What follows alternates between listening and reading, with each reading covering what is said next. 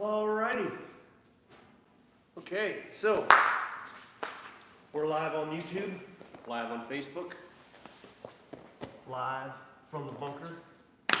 Number 23. I can't believe we've got 23 of these in the. Holy smokes.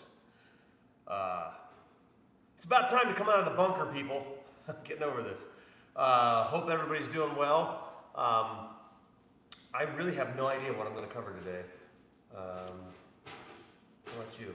I don't know. There were still some questions from last one that we didn't Were cover. there? Yes. That we didn't cover?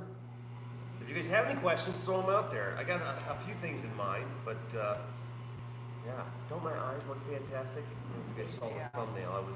I had a, what did I have on my face? A seaweed? Seaweed, yeah. Like some sort of a seaweed. Seaweed something or other. Hey, David, can you turn the heater off? We're going to freeze to death just for your viewing pleasure, so it's not too loud. So it may kick on here a second. Our heater may kick on, but it's a little cold in Ohio right now. We went over the one Ezekiel choke from half guard, but Robert had asked about closed guard attacks. Yep. Manuel had asked about knee belly escapes. Dustin had asked about paper cutter. He said he forgets the grips. Okay. Mike Moyes had asked about flying knee bars. Flying knee bars. I'll get right on that. But I think that was the majority. So paper cutter chokes, closed guard attacks. You know, let's go over. Let's work on some closed guard concepts. I think the and this is something it's actually that I don't want to say specialty, but Zager back from the UK. Hello, sir. what's going on, Zager? So let's work on some closed guard attack. I'm going to cover a few things from the closed guard that work very, very well for me. First we'll talk about just the concept of breaking posture. And once you break posture, how to take space away and get to the high guard. The high guard is a position, really one of the best positions of dominance in the closed guard. So the closed guard can be the thing is that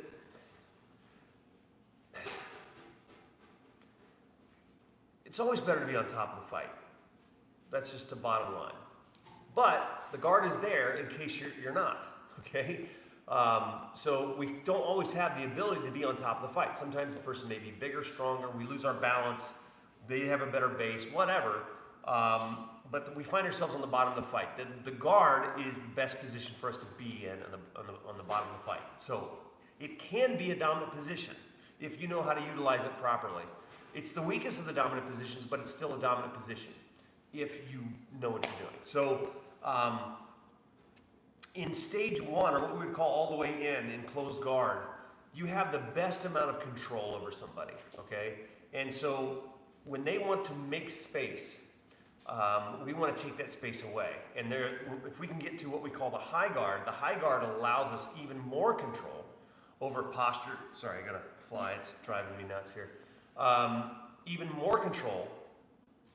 It also allows us a greater percentage, a higher percentage of submissions, a lower risk of getting hit because your legs are up high on their shoulders. They can't retract an arm to punch very well. You're holding the head down. The posture's broken. Your hips are up in line in position to attack. So any opportunity to get to a high guard, you can actually strike from that position very well. So I like. If we're able to get to that can be the most dominant position in the closed guard. So let's take a look first on just breaking posture and getting to that position and see what can come available. So I'm going to go here, okay, deep in the collar. I'm going to hold the elbow here, and this is just generic. You can come here. You can do this. This is a good way to rotate that arm out. You can come inside like this. All sorts of ways to break the posture. But the most important part about posture breaking is utilizing your legs, okay? So I want to seat my hips as close to her hips as possible. And the next thing I want to do is I don't want to attack her base when she's just keeping her posture, okay? I want to attack the base when she goes to shift her weight to pass. So right now, if I start to pull in, I'm using a lot of energy, okay? And I'm giving her a constant. But if she goes to pass the guard, and she moved her base just a little bit, and now I'm gonna break the posture. So I want to get my hand as deep as I can in the collar. if I can get all the way past here, this is even better. But the second she starts to move, to shift her base, now that's when I'm gonna attack. The next thing I'm gonna do as soon as I bring her down is I'm gonna wrap her neck.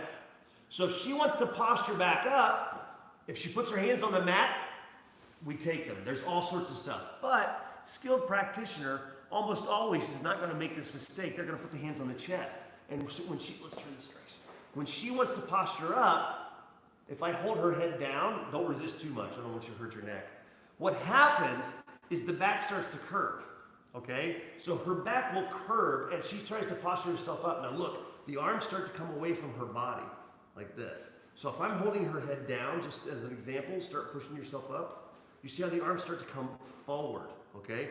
Because she wants to get away, so the hands start to slide up the chest. And notice how her back is curved. So when that happens, I want her to think about her neck, and I'm attacking her neck. I want to immediately be grabbing collars and starting attacking the neck. And so what happens is these arms start to come forward, up higher, a little bit more to block. So let's come down. Let's break down again. So as she starts to push herself up, I start taking that space away, little by little, inch at a time until I get up to the high guard, okay? So that's one way of doing it. If the arms just come straight forward like this, we can jump to the high guard, okay? But I want to make sure I keep the head down. If the head goes up, now her shoulders can come through, pop your shoulder through, and now she can get her posture back. So I always want to keep that head down. Now, once I get to the high guard, okay, all right, I'm here. If I want to take the arm, which is probably the most common attack here, I'm going to come here like this. I'm going to frame here. I'm holding in. Now, this one little movement is a massive difference in finishing the arm locks. The most common problem here is people get here like this, and then they pass right here, and you may get it, but you're giving a little bit of space there, okay? So what we're gonna do, if you'll notice, when I get up to the high guard position, I'm almost completely in line with his arm, but there's just a little bit of a gap here, okay? So here in this position, this leg that's over the shoulder is gonna be down, this one's gonna be on top, okay? If I'm here like this, push your shoulder back through. Oh, sorry. Yeah. Push your shoulder back through. Oh, yes, there, okay? Now push your shoulder back through. Not as easy, okay? So it locks down that shoulder a little bit. I'm gonna hold here like this. Now, if I open, I might be able to get the arm, but she's kind of tiny compared to me. So if I make a mistake here, she only needs a couple inches to shrink her elbow. So if I pass like this, she shrinks the elbow, I lost it. Okay? So I need to keep my hips up, but I need to get that last little angle to get my leg over the head. So when we're here like this, what we call the windshield wiper move. I turn my knee like this, now pull your arm. And now I can pass the leg, I have the arm. I don't even have to hold it with my arms, okay? So you're turning your knee into the shoulder like this, and this leg comes directly across the back. This stays tight, this is what keeps my hips up. This leg is super important, here. Now I can pass the leg over. Sorry, I know it's a lot of pressure.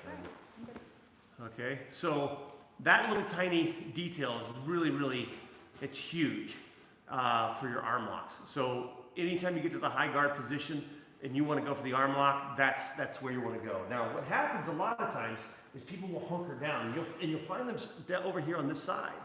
Okay, now I can wait until she wants to posture up. Okay, but what she may be doing is trying to bait me. Right? She's hiding in the pocket down here. She may be trying to bait me to try to take the back, and that gives her space and opportunity to escape again. All right?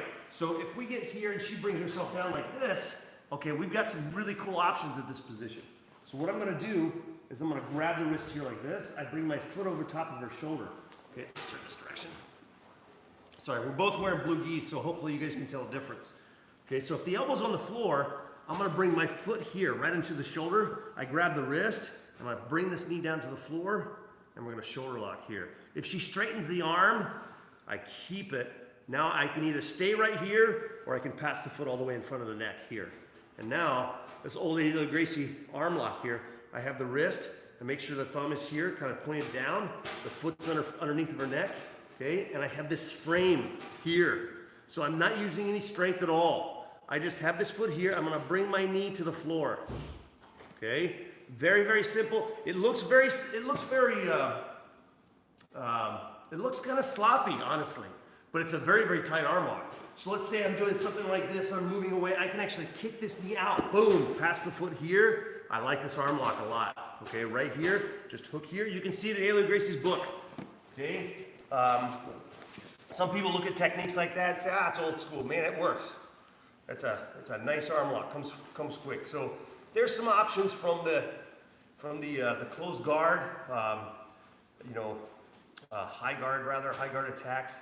The main thing there is getting there, right? Is breaking them down and putting them in a position where they're not focused on passing the guard. They're going to try to. I'll switch so you can come over to your good side.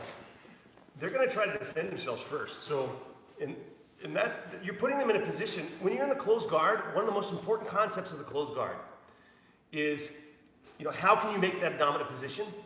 Well, you force your opponent on the top to fight all 4 of your limbs. That fly really wants to hang out. I don't know what his deal is. Get away. Get away, fly. If you force... Smell nice from your back. Maybe. It's the seaweed on my eye. If you force your opponent to fight all, like your legs especially, but all 4 of your limbs with their 2 weaker ones, that's how you're going to fight more efficiently on the bottom. So, in Jiu-Jitsu, we utilize a lot of patience, but a lot of times the patience is in positions of dominance where we're in control. Yes, you have to use patience in the guard. If I just have to pull them in, block the punches, and be like, oh man, okay, all right, just relax, just survive. Okay, I'm in a fight. Now what? Okay, there's an arm there. Let's do that. Right? So there are times where you need to be patient for sure in the guard, but a lot of times if you are being patient doesn't mean being inactive. Okay? I think that's a common misconception. You can be patient and still be being active. Right? You're just waiting on the right opportunity. Okay? That's very, very important. But if you're in a position where you're going to force your opponent to expend his energy in this rate while you're expending it in this rate, okay, that's great because they're going to get down to here and you've got this much energy left. So does that fit within the concept of Gracie Jiu-Jitsu? Yes. Okay, so being aggressive on being proactive and going after it makes sense as long as your opponent as long as you're forcing your opponent to expend more energy at a faster rate than you. Okay. So if I get to those spots and I'm able to do that, especially like the high guard, they want to try to posture, I'm breaking them down, they're trying to push away. I'm going to take that battle all day long as I can conserve and force them to expend more energy than me, and they get tired faster. Then once they're exhausted, then we can take advantage and take, what's given. So very, very important, and that's one thing in the guard. Like I would always be aggressive as far as breaking posture down. Once I got there, then I could take my time. Right? As long as I didn't give them space to get away, I could take my time and set up, the submission. So hopefully that makes sense and helps. So let's take a look here. Can you show us a ground and pound mount escape?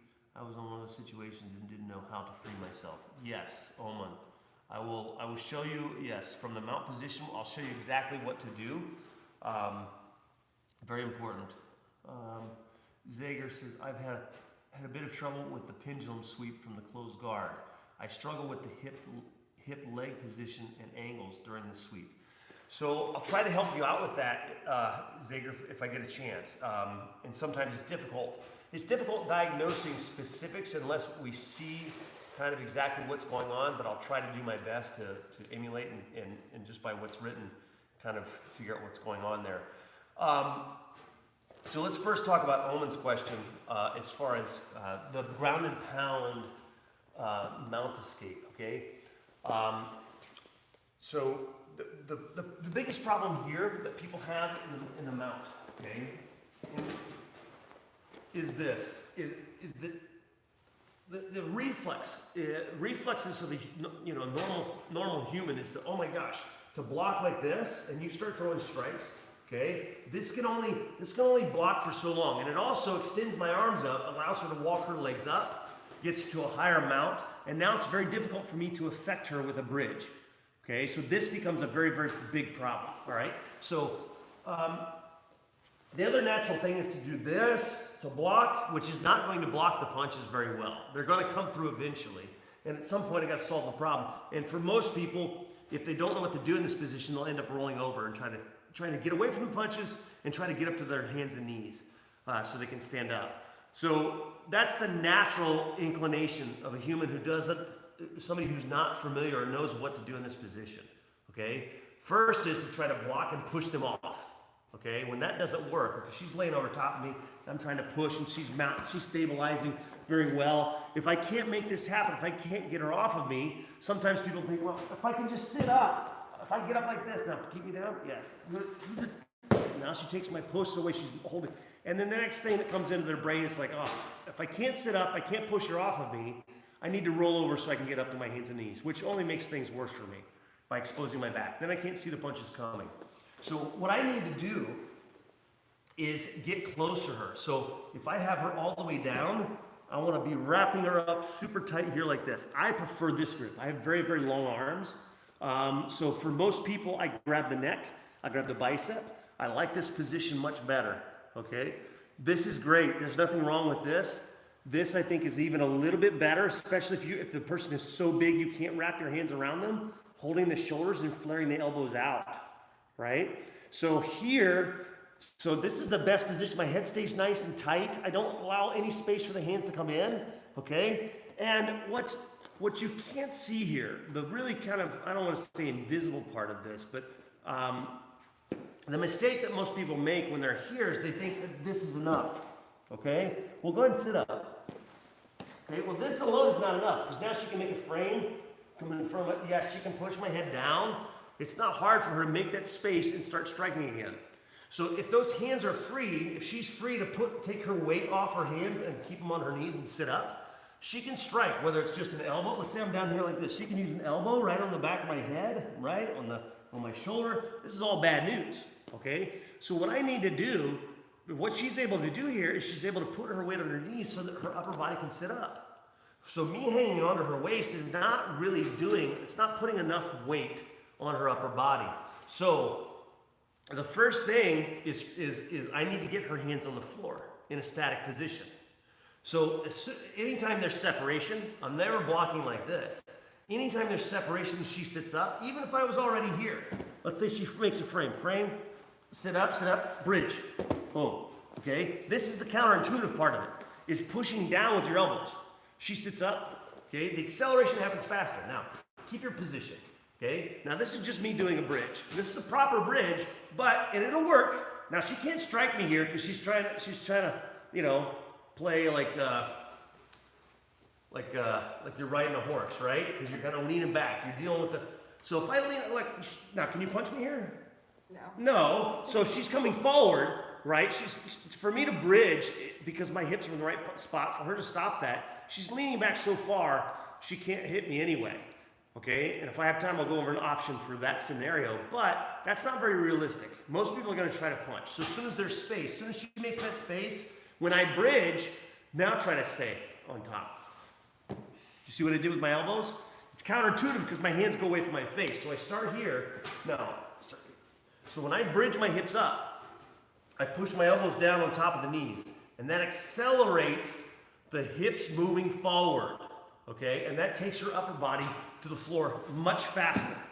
And that's reflex, okay? And I do this in my class all the time, and I'll have somebody on the wall say go, and she gets to try to punch me. It's reflex. She knows what's coming, but it's reflex. When you see the floor coming at your face, you're gonna do this, okay? So now the hands are static. The next problem, boom, here. The next thing I need to do is hang the weight, I don't wanna lay down. Whether I'm holding like this, my head stays tight, and I keep my weight on her arms. How do I do that? I lift my hips up. Now, you gotta feel the difference, right? Get your hand off the floor. Sit up. Anytime there's space. So this gives me time in order for me, this keeps the hand static long enough for me to do this. Boom. Watch your hand. Yes.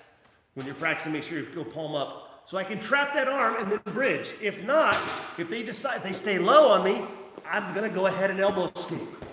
Okay? So take the space away first.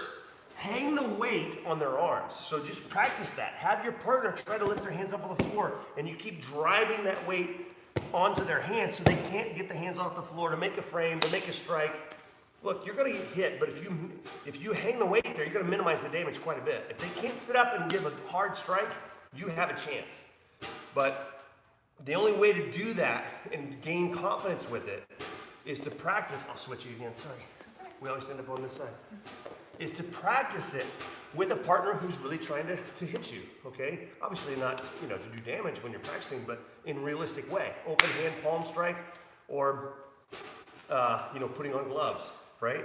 And so that's the most important part, is taking that space away, getting comfortable in that position, and slowing them down. If you put all of that weight forward on their hands, it slows them down and gives you time to get the arm trapped, to trap and roll, to get the elbow escape, but in a much safer way.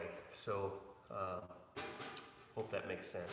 And it's just, again, the only way to develop it and get good at it is to practice it. You have to put yourself on the mount. You have to say, go ahead, strike me. And little by little, when you're training with your partners, you want to give the type of resistance that's very common in a street fight, right? You don't want to be trying to play,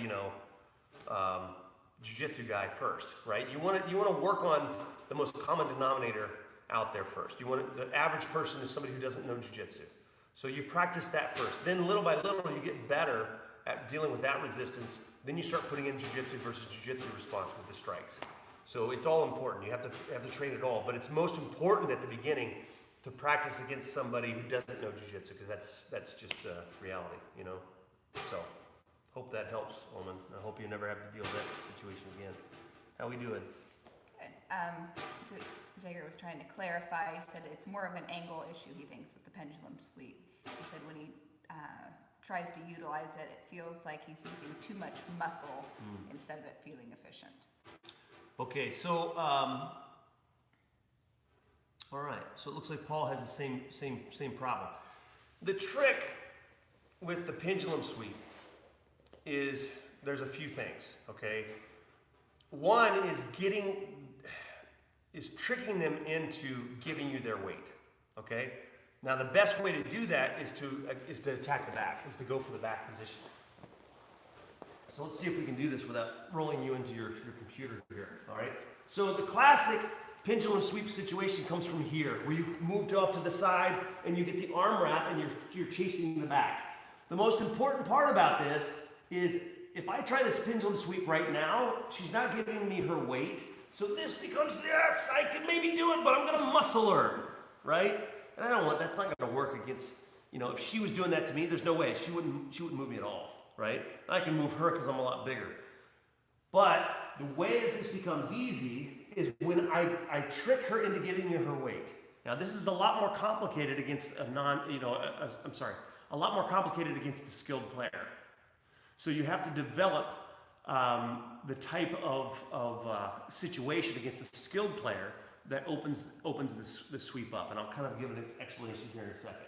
Okay? So if I'm here like this and I start to climb to her back, I need her to drive into me. I need her to want me to not have her back. And give me your weight. Okay? Yes. Good. I'm going to keep coming. Bring this leg up. Yes. I'm going to get your back. Okay? So to really give me your weight, you have to prop this leg up. Yes. Now she's holding me down. Now we're having the fight. I'm going to move the computer. Okay. All right? Now, the most important part here now is switching the direction. I really need to chase her back in order for her to give me the weight necessary to do the move. And it's hard to do in slow motion, right? It really is. Like right now, it's not the best time. It's when she was driving into me. Okay, but nonetheless, I'm going to make it work. I'm going to hook underneath the knee. I need to swing this leg out. That creates the momentum. Okay, and then I finish. Let's come back this direction. So the spin is the most important part. Okay, so I'm here like this. I need to swing this leg out at this direction. This is where she doesn't have base. Most people make this mistake. They don't turn enough, and they try to throw them over this way, and there's just, they have enough base with this leg, or it's just too much muscle. The most important part is swinging. If you look at her right now, if I disappear and she's down like this, and the arm is wrapped, where she's most tippable is right at that angle, okay? Not this way, not that way, this way. So what I need to do is I need to spin my body, my leg needs to swing in this direction. And what that's going to do is it's going to also put me in line. It moves me out of the way. Go ahead, drive into me. It moves me here. Now this leg is in a very strong angle. If I get to this spot, I'm very strong here. I lift, I pull, this goes over, the bottom leg goes out of the way, and I can come up, okay? What happens is if we don't make enough rotation, we're using our adductor muscles to try to knock them over. It's like this, and then this is weak, okay? So against a skilled player, all right, if I'm doing something like a high guard like this, and they know an arm lock is coming and they push, now I've tricked the skilled player into giving me her weight. Okay, so it kind of ties in the move that we just kind of covered in the high guard, you know, the arm lock there. And so that's what you really want to do against a skilled player is put them in a position where they're forced, it's either give up the sweep or give up the submission, right? Or give up their base or give up the submission. And a lot of times the skilled player is going to choose giving up the sweep, okay? So I hope that helps, Zager. I don't know if He said thank you. Absolutely, my pleasure. Thanks for joining us. So it's about 12:28. We got a few minutes here. Any questions on the Facebook world? Not yet. Let's say hi to our students, our closed group. Eric, what's up, dude? Eric's language is all emojis. Thumbs up, gee, boom. I'm not sure he's actually written a sentence on Facebook in like 5 years. But I get what you're saying. Right on to you too. All right, so I hope we answered some questions there. We don't have to go too long here today. I like cutting it off at about, thanks Eric. I like to cut it off right around, a touch over a half hour is what we've been averaging, which is good. And today is great too because we are, our fourth child. I was going to say our fourth son, not our fourth son. Our fourth child turns 13 today. So let that sink in. Half of our kids are teenagers. Holy smokes. Yes. Yes, we have 8 children. They're all pretty awesome. She's pretty awesome. Clearly, they make me look old. But 8 kids looks good on you. So, yeah, do you have any questions? Not that I can think of off the top of my head. No? I'll think of it later when I get stuck somewhere. I'm sure. Well, you think of those and we'll come back and we'll do it some other time. Our pleasure, Paul. Thanks for joining us. Well, is that all for the questions? Yeah. Edwin says he's been following along with his new grappling dummy and he's liking it. Ah, good, good. Hope it helps. Appreciate you all joining us. And yeah, we'll be back here Tuesday, 6 p.m. Eastern Standard Time. And every Tuesday, Thursday at 6 p.m., every Saturday at noon.